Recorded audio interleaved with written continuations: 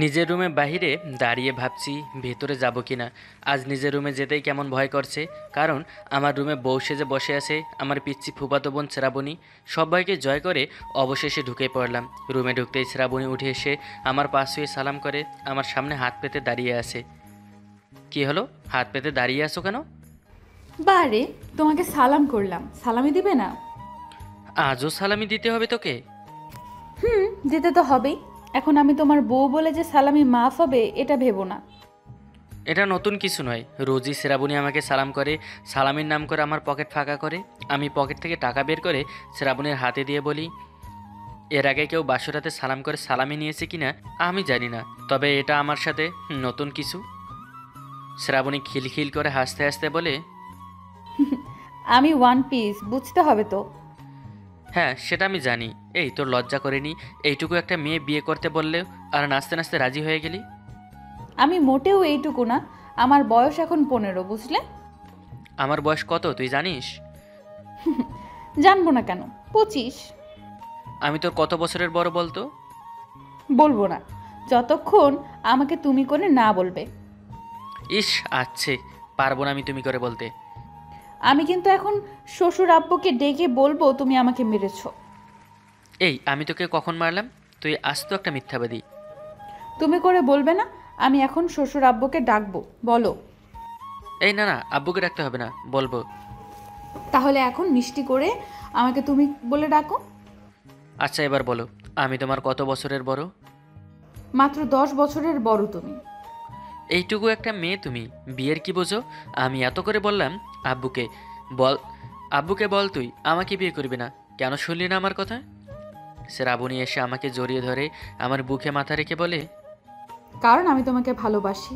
আর বিয়ে মানে হলো একটা ছেলে আর একটা মেয়ে সারা জীবনের জন্য একে অপরের সাথে পবিত্র বন্ধনে বাঁধা পড়া, সুখে দুঃখে একে অপরের পাশে থাকা, আর বর তার বউকে আদর করা। এই স্যার আমাকে, বড্ড পেকে গেছিস তুই। আমি শ্রাবণীকে সারাতে গেলে ও আমাকে আরও শক্ত করে জড়িয়ে ধরে বিছানায় শুয়ে পড়ে। আমি নিচে আর ও আমার ওপরে। শ্রাবণী ধীরে ধীরে ওর মুখটা আমার মুখের সামনে আনতেই আমি বলি, দেখ শ্রাবণী, তুই এখনো পিচ্ছি, আর এসব করার বয়স তোর হয়নি। বয়স হয়েছে কিনা সেটা এক্ষুনি বোঝাচ্ছি, আমার কথা গুলুমুলু স্বামী। বলেই ওর গোলাপি ঠোঁট জোড়া দিয়ে আমার ঠোঁট বন্ধ করে দেয়। 3 মিনিট পর আমাকে ছাড়তেই আমি বড় বড় নিঃশ্বাস নিতে থাকি। শ্রাবণী বলে, কি এবার বলো আমার বয়স হয়েছে কিনা? এই তুই কি আমাকে আজই মেরে ফেলতে চাস? এমন কেন বলছো আমার প্রাণের স্বামী? এই এসব নামে আমাকে ডাকবি না। কেন স্বামী, তোমার বুঝি ভালো লাগে না? আমি কিন্তু এখন সত্যি সত্যি তোকে মারবো। আমি তো কবেই আমি তো সেই কবেই মরে গেছি তোমার মাঝে রনি। এখন আমাকে আদর করো। দেখো শ্রাবণী, তুমি এখনও অনেক ছোট, আর একটু বড় হও, তারপর সব হবে। ঠিক আছে, তাই হবে। এখন আমাকে তোমার বুকে নিয়ে শক্ত করে জড়িয়ে ধরে ঘুম পাড়িয়ে দাও। পিসিটা এমন আবদার করে, ওর মায়াবী চাহনি দেখে আমি আর না করতে পারি না। শ্রাবণীকে বুকে নিয়ে ঘুমিয়ে পড়ি। দেখছেন, সেই কখন থেকে বউয়ের সাথে কথা বলছি আর আপনাদের পরিচয় দিতেই ভুলে গেছি। রেগে যাবেন না, বুঝতেই পারছেন ফাজিল একটা বউ আমার সুযোগই দিচ্ছিল না, এখন দিচ্ছি। আমি রনি, এমবিএ শেষ করে আব্বুর অফিসে কিছুদিন আগে এমডির পদে যোগ দিয়েছি। আমার আব্বু রাজীব চৌধুরী, একজন সহজ সরল ভদ্রলোক। শুধু আমার জন্য রাগী, আমার আম্মুকে জন্মের পর দেখিনি। আর আমার বউ শ্রাবণী, আমার ছোট ফুপির মেয়ে। শ্রাবণীরা 3 বোন, শ্রাবণী সবার ছোট। শ্রাবণীর বয়স যখন 5 বছর, আব্বু শ্রাবণীকে আমাদের বাসায় নিয়ে আসে। শ্রাবণী এবার ক্লাস 10-এ পড়ে। আব্বুর এক প্রকার জোর করেই আমার সাথে শ্রাবণীর বিয়ে দিয়ে দিয়েছে।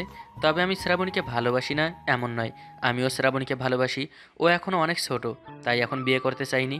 বাকিটা গল্পের সাথেই থাকুন, জানতে পারবেন। সকালে ঘুম থেকে উঠে দেখি শ্রাবণী গুটিসুটি দিয়ে আমার বুকের ওপর শুয়ে আছে। কিছু চুল এসে পিচ্ছিটার মুখের ওপর পড়ে আছে। আমি চুলগুলো সরিয়ে দিয়ে শ্রাবণীর কপালে চুমু দিয়ে ওকে পাশে শুয়ে দিয়ে ওয়াশরুম চলে যাই। ওয়াশরুম থেকে বের হয়ে আসতেই দেখি পিচ্ছিটা মুখ ফুলিয়ে বসে আছে। কিরে, এমন করে বসে আছিস কেন? তুমি আমাকে রেখে একা কেন ফ্রেশ হতে গেলে? মানে কি, ফ্রেশ হতে গেলেও এখন তোকে নিয়ে যেতে হবে? হবে। এখন আবার ওয়াশরুমে যাবে আমার সাথে। আজ থাক শোনা বউ আমার, কাল থেকে রোজ দুজনে একসাথে যাব, কেমন? সত্যি তো? আমি হ্যাঁ বলতেই খুশি হয়ে বিছানা থেকে উঠে এসে আমাকে জড়িয়ে ধরে গালে কপালে চুমু দিয়ে ওয়াশরুমে চলে যায়। আমি চেঞ্জ করছি অফিসে যাওয়ার জন্য। শ্রাবণী ওয়াশরুম থেকে এসে আমাকে পেছন থেকে জড়িয়ে ধরে বলে, এসো, আমি তোমার শার্টের বোতাম লাগিয়ে দিই। কেন?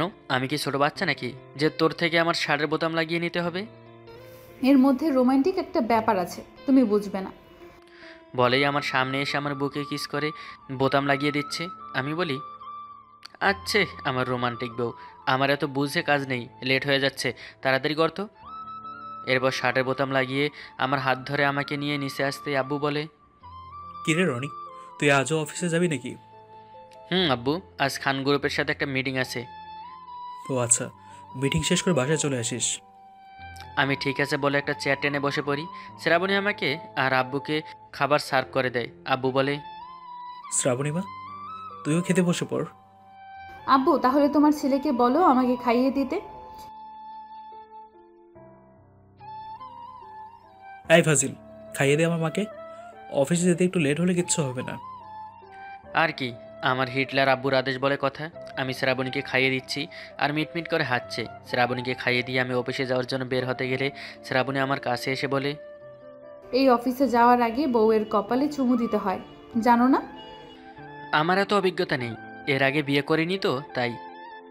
বলেই শ্রাবণীর কপালে চুমু দিয়ে বাসা থেকে বের হয়ে গাড়ি নিয়ে চলে আসি অফিসে। ম্যানেজারের সাথে মিটিং ব্যাপারে কিছু কথা বলে চলে যাই মিটিং রুমে। মিটিং শেষ করে নিজের চেম্বারে এসে বসতেই মোবাইলটা বেজে ওঠে। হাতে নিয়ে দেখি শ্রাবণীর কল রিসিভ করে বলি, কিরে এখন কল করলি, কিছু লাগবে? হুম, তোমাকে লাগবে গো স্বামী। এই তুই ফাজলামো করার জন্য আমাকে কল করেছিস? কোথায় ফাজলামো করলাম? আচ্ছা এটা বলো, কি করছো এখন? আমি কোথায় এসেছি? কেন, তুমি অফিসে যাওনি? আমি তো অফিসেই আছি। আর অফিসে কেন এসেছি আমি? কেন আবার? কাজ করতে। তাহলে এখন আমাকে কাজ করতে দে, বাসায় সারাক্ষণ জ্বালিয়ে তোর হয় না, আবার এখন শুরু করলি? কল রাখ। কুত্তা, শয়তান, বান্দর, হনুমান, আমাকে বকা হচ্ছে। তুমি বাসায় আসো, আমি আব্বুর কাছে বিচার দেব। তাই কর গিয়ে, আমার কাজ আছে। কল কেটে দিয়েই আমি নিজের কাজে মন দেই। কাজ করতে করতে অফিস টাইম শেষ হয়ে যায়। অফিস থেকে বের হয়ে গাড়ি নিয়ে চলে আসি বাসায়। বাসায় এসে দেখি শ্রাবণী আব্বুর পাশে মন খারাপ করে বসে আছে। আব্বু আমাকে বলে, ওই হারামজাদা, তুই আমার মাটাকে কেন বকছিস? তোর জন্য এখনো না খেয়ে বসে আছে আমার মাটা। আমি কখন বকলাম ওকে? ওই পিচ্ছি, তুই আব্বুর কাছে মিথ্যা বলেছিস কেন? দেখেছো আব্বু, এখন এমন একটা ভাব করছে যেন উনি কিছুই করেনি। আমি কল করেছি বলে আমায় বলে আমি নাকি জ্বালাই। আমি থাকবো না এখানে, চলে যাব। বলেই উঠে রুমে চলে যায়। আব্বু বলে, রুমে গিয়েও রাগ ভাঙিয়ে খাবার খাইয়ে দে, এখনো না খেয়ে আছে। আমি ঠিক আছে বলে রুমে গিয়ে দেখি শ্রাবণী ব্যালকনিতে দাঁড়িয়ে আছে। আমি অফিসের ব্যাগটা বিছানায় রেখে ব্যালকনিতে গিয়ে শ্রাবণীকে পিছন থেকে জড়িয়ে ধরে বলি, আচ্ছা আমার ভুল হয়ে গেছে, এই যে সরি বলছি, এসো খাবার খাবে। আমি খাবো না, কেউ আমাকে ভালোবাসে না। আমি চলে যাব একদিন, তখন আমাকে খুঁজবে আর কাঁদবে, মনে রেখো। আমি তোকে কোথাও যেতে দিলে তো যাবে? বলেই শ্রাবণীকে কোলে তুলে রুমে এসে বিছানায় বসিয়ে দিয়ে বলি, তুই না তুমি হ্যাঁ একটু বসো, আমি ফ্রেশ হয়ে যাচ্ছি। বলেই শ্রাবণীর গালে চুমু দিয়ে চলে যাই ওয়াশরুমে। ফ্রেশ হয়ে শ্রাবণীকে নিয়ে নিচে গিয়ে খাবার খেয়ে আবার রুমে চলে আসি। হঠাৎ শ্রাবণী বলে, হঠাৎ এত ভালো হয়ে গেলে কেন? এর পেছনে নিশ্চয়ই কোনো কাহিনী আছে। কি কাহিনী বলো? আমি শ্রাবণীর কোলে শুয়ে কোমর জড়িয়ে ধরে বলি, কোনো কাহিনী নেই, তুমি যখন বললে তুমি আমাকে ছেড়ে চলে যাবে, আমার বুকের ভেতরে শূন্যতায় ভরে গেছে। তুমি চলে গেলে আমি থাকবো কি করে? প্রেম শুধুই ভুল, মানের নাই কুল, তুমি বোঝো শুধু ভুল, যা করে বেকুল, থাকো যদি পাশে, বুকটা ভরে সুখ ভরে, আমি শুধুই চাই তোমাকে, কিন্তু তোমাকে বলতে পারি না আর বোঝাতেও পারি না। রনির কথা শুনে আমার আর বুঝতে বাকি নেই রনিও আমাকে ভালোবাসে। একটু পর বুঝতে পারি রনি কান্না করছে। আমি রনিকে টেনে তুলে দেখি ওর চোখ থেকে পানি পড়ছে। আমি রনির চোখের পানি মুছে দিয়ে ওকে জড়িয়ে ধরে বলি, আই পাগল, কান্না করছো কেন? আমি তো এমনিই বলেছি চলে যাব। তোমাকে ছেড়ে যাবার জন্য আমি কি তোমাকে বিয়ে করেছি? সারা জীবন তোমার হয়ে তোমার পাশে থাকবো বলে তোমাকে বিয়ে করেছি। সাধ্য আছে যতদিন তোমায় নিয়েই যেন বাঁচি। পৃথিবীর সব সুখ আমি এনে দেব হাতের কাছে। আর প্রম নয়, ভুল। আমি তোমাকে ভুল বুঝিনি। আমিও যে চাই শুধুই তোমাকে। আর কখনো আমাকে ছেড়ে যাওয়ার কথা বলো না শ্রাবণী, তাহলে আমি মরে যাব। আর কখনো বলবো না রনি। তোমার বুকে মাথা রেখে শেষ নিঃশ্বাসটুকু নিতে চাই। দুজন দুজনকে শক্ত করে জড়িয়ে ধরি। কিছু সময় এভাবে থেকে আমি শ্রাবণীকে জড়িয়ে কপালে চুমু দিয়ে ওর দুগালে হাত রেখে বলি, মনে মনে ভালোবাসি, মুখে বলতে পারি না। কাছে যেতে কত থাকি তুমি দেখেও বোঝো না। ভালোবাসি কত তোমায়, জানে আমার এই হৃদয়। তুমি যা ভালো লাগা, তুমি আমার পরিচয়। আমার এই মনে সারাটাক্ষণ শুধু তোমারই ভাবনা। আমার পরাণের পাখি তুমি, দিও না কখনো ফাঁকি। তোমায় সারা বাঁচবো না আমি। আমার জীবনে মরণে এমনকি স্বপ্নেও তোমাকে চাই, শাসনে বারণেও তোমাকে ভুলে না আমার এই মন। আমিও এমনই তোমার মতো নিজেকে চেয়েছি সাজাতে তোমার ছায়ায়। ঘুরতে যাবে আজকে? চলো, তার আগে একটু চুমু দাও আগে। আমি মুচকি হেসে শ্রাবণীর গালে চুমু দিয়ে দিই। শ্রাবণী বলে, এই, আমি কি ছোট বাচ্চা যে গালে চুমু দিচ্ছ? এখানে দাও। শ্রাবণী ওর ঠোঁট দেখিয়ে বলে। আমি মুচকি এসে শ্রাবণীর ঠোঁটে আমার ঠোঁট মিশিয়ে দেই। 2 মিনিট পর ছেড়ে দিতেই পিচ্ছিটা লজ্জা পেয়ে আমার বুকে মুখ লুকায়। একটু পর দুজনে রেডি হয়ে নিচে আসতে আব্বু বলে, কিরে, কোথাও যাচ্ছিস নাকি তোরা? একটু বাইরে যাচ্ছে আব্বু, ফিরতে লেট হবে, তুমি চিন্তা করো না। সাবধানে যাস, আর আমার মায়ের খেয়াল রাখিস। ঠিক আছে। এই বলে শ্রাবণীকে নিয়ে বাইরে এসে গাড়িতে উঠতে গেলে শ্রাবণী বলে, সব সময় তো গাড়িতেই যাও, আজ চলো রিক্সা নিয়ে ঘুরবো। ফিরতে অনেক রাত হবে, তখন গাড়ি পাবো না তো। সমস্যা নেই, দুজনে হেঁটে আসবো। আর কি, পিসি বউয়ের আবদার বলে কথা। একটা রিক্সা নিয়ে প্রথমে চলে আসি পার্কে, বসে দুজনে গল্প করছি। শ্রাবণী বলে, এই, আমি আইসক্রিম খাবো। আচ্ছা তুমি বসো, আমি নিয়ে আসছি। বলেই দুটো স্ট্রবেরি ফ্লেভারের আইসক্রিম নিয়ে এসে দুজনে খেতে থাকি। আরও কিছু সময় দুজনে পার্কে বসে থেকে চলে যাই নদীর পাড়ে। বসে আসি, হঠাৎ শ্রাবণী উঠে আমার হাত ধরে নদীর পানিতে নেমে লাফালাফি করছে। আমি পিচ্ছিটার মুখে হাসি দেখে আরও কিছু বলতে চেয়েও পারি না। বেশ কিছু সময় নদীর পানিতে লাফিয়ে শ্রাবণীকে নিয়ে চলে আসি একটা শপিং মলে। দুজনে 2টা ড্রেস কিনে চেঞ্জ করে চলে আসি রেস্টুরেন্টে। খাবার খেয়ে বিল দিয়ে রাস্তায় হাঁটছি। রাত প্রায় 9টা। ল্যাম্পপোস্টের আলোয় দুজনের হাত ধরে হাঁটছি। হঠাৎ রাস্তার অন্য পাশে কিছু জোনাকি পোকা দেখে শ্রাবণী বলে, আমি জোনাকি পোকাগুলো ধরবো। বলেই এক দূরে রাস্তার ওপারে যেতে নিলে একটা মাইক্রোবাস এসে শ্রাবণীকে ধাক্কা দেয়। শ্রাবণী রাস্তার এক পাশে গিয়ে ছিটকে পড়ে। আমি শ্রাবণী বলে চিৎকার দিয়ে দৌড়ে ওর কাছে গিয়ে দেখি পুরো মুখে রক্ত লাল হয়ে গেছে। আমি শ্রাবণীর মাথাটা কোলে নিয়ে কান্না করতে বলি, এই শ্রাবণী, কথা বল না। এই, তুই কিন্তু আমাকে কথা দিয়েছিস, তুই আমাকে ছেড়ে কোথাও যাবি না। চোখ খোল না, দেখ, আমি তোর সাথে রাগ করবো না, প্রমিস। এই পিসি, ওঠ না। বলেই শ্রাবণীকে কোলে তুলে দৌড়াতে থাকি। দৌড়াতে দৌড়াতে হসপিটালে চলে আসি। ডক্টর শ্রাবণীর অবস্থা দেখে তাড়াতাড়ি অপারেশন থিয়েটারে নিয়ে যায়। আমি মোবাইল বের করে আব্বুকে আসতে বলি। আব্বু একটু পরে এসে আমাকে কিছু না বলে ঠাস করে আমার গালে থাপ্পড় মেরে বলে, তোকে বলেছিলাম না ওর খেয়াল রাখতে? যদি খেয়াল রাখতে না পারবি তো কেন নিয়ে বের হয়েছিলি? আমার মেয়ের যদি কিছু হয় আমি তোকে ছাড়বো না, মনে রাখিস কথাটা। আব্বু, সব দোষ আমার। আমি কেন শ্রাবণীকে নিয়ে বের হয়েছিলাম? কেন রাস্তায় ও যখন অন্য পাশে যাচ্ছিল আমি ওকে আটকালাম না? আব্বু, এই আব্বু, আমার শ্রাবণী কিছু হবে না তো? শ্রাবণীর কিছু হলে আমি বাঁচতে পারবো না। একটু পর ডক্টর এসে জানায় রক্তের প্রয়োজন। আমি বলি, ডক্টর, ওর আর আমার রক্তের গ্রুপ সেম ডক্টর, আমি রক্ত দিব। এরপর ডক্টর আমাকে নিয়ে 2 ব্যাগ রক্ত নেয়। আমি রক্ত দিয়ে এসে অপারেশন থিয়েটারের বাইরে মাথা নিচু করে বসে আছি। আব্বু পায়চারি করছে। একটু পর ডক্টর বের হয়ে আসলো। আব্বু আর আমি ডক্টরের কাছে যাই। আব্বু বলে, ডক্টর, আমার মেয়ে কেমন আছে? ভয়ের কিছু নেই তো?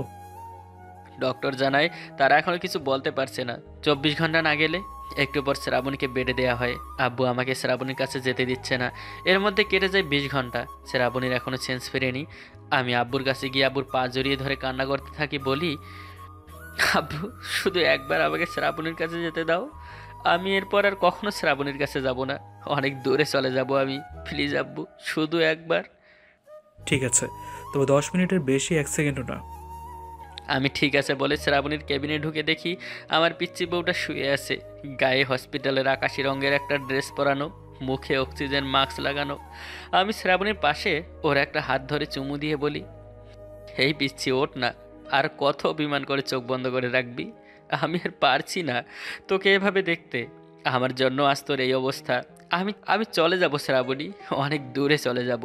শুধু একটাবার তুই চোখ খুলে তাকা না। আরও বেশ কিছু সময় একা একা কথা বলে চলে আসতে নিলে শ্রাবণী বলে, এই যে মিস্টার বর, আমাকে একা রেখে চলে যাবে? এত বড় সাহস তোমার? আমি শ্রাবণীর কণ্ঠ শুনে ওর দিকে তাকিয়ে দেখি ও আমার দিকে তাকিয়ে আছে। আমি দৌড়ে গিয়ে শ্রাবণীকে জড়িয়ে ধরে কান্না করতে করতে বলি, শ্রাবণী তুমি ভালো হয়ে গেছো? আব্বু, শ্রাবণীর সেন্স ফিরেছে। এই কি করছো? আস্তে, এটা হসপিটাল, এভাবে কেউ চিৎকার করে? আমার জন্যই তোর এই অবস্থা হয়েছে। আব্বু ঠিকই বলেছে, তোর সাথে থাকার আমার কোনো যোগ্যতা নেই। আমি চলেই যাব অনেক দূরে। বলেই উঠতে গেলেই শ্রাবণী বলে, আমাকে ছেড়ে চলে গেলে এবার কিন্তু সত্যি সত্যি মরে যাব আমি। আমি শ্রাবণীর কাছে এসে ওর মুখে হাত রেখে বলি, মরার কথা আর একবারও বলবি না। তোর কিছু হলে আমিও যে বাঁচবো না রে। তাহলে চলে যেতে চাইছো কেন আমাকে ছেড়ে?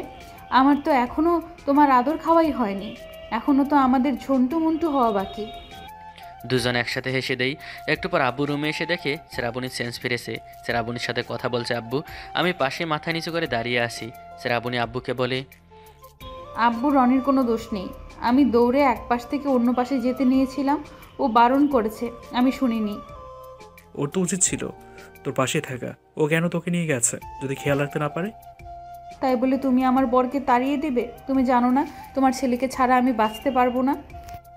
ঠিক আছে, তোর জন্য এবারের মতো মাফ করে দিলাম রাস্কেলটাকে। বলেই আব্বু আমার দিকে রাগি লোকে তাকিয়ে চলে যায়। আমি শ্রাবণীর পাশে বসে ওর কপালে চুমু দিয়ে বলি, এবার সুস্থ হয়ে বাসায় চলো, পাকনামি শাস্তি ঠিকই পাবে। কি করবে আমার প্রাণের স্বামী? ঝন্টু মন্টুকে আনতে যা যা করতে হয়, আমার রোমান্টিক বউ। বলেই শ্রাবণীকে জড়িয়ে ধরি। এই যে কিসের জন্য অপেক্ষা করছেন? আমাদের এবার একা ছেড়ে দিন, অনেক কিছু বাকি এখনও। আমরা আমাদের কাজ করি আর আপনারা আপনাদের। হি হি হি। টাটা, আল্লাহ হাফেজ।